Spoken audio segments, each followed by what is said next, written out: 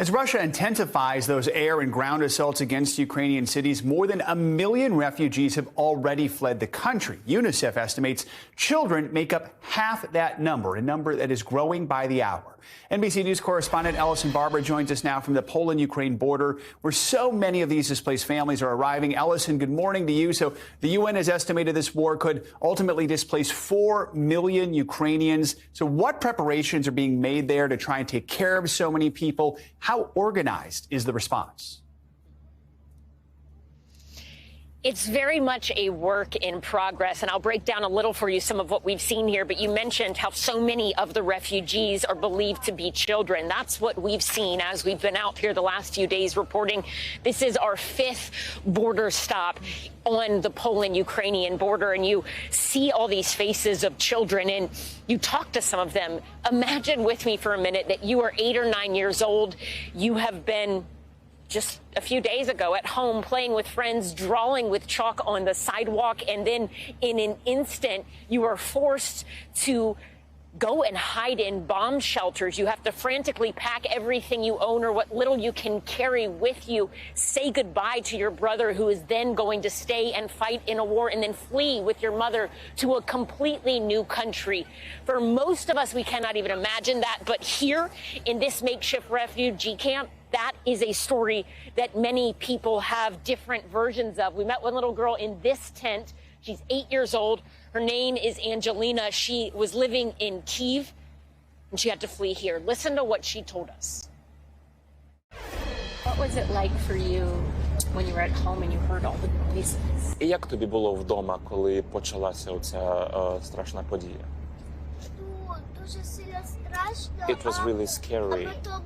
And then, when my mommy comforted me, it was all good. What did you say to your brother when he... Що ти сказала своїм братам, коли ти залишала їх в Україні?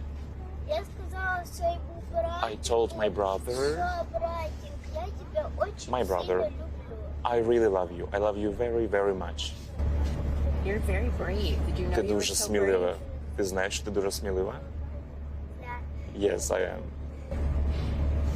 What do you want other kids who are Що ти watching хочеш this to know? сказати іншим дітям, які будуть тебе слухати зараз? Я хочу, щоб вони не переживали. I want them not to be afraid and not to worry. I want them to listen to their parents, because their parents love them more than anyone else. This is one of the most organized assistance areas we've seen. We watched as electricians came and ran cables up every single power pole, putting in electrical outlets so people can charge their phones so they can get heat to these tents. Most of these tents, they are heated.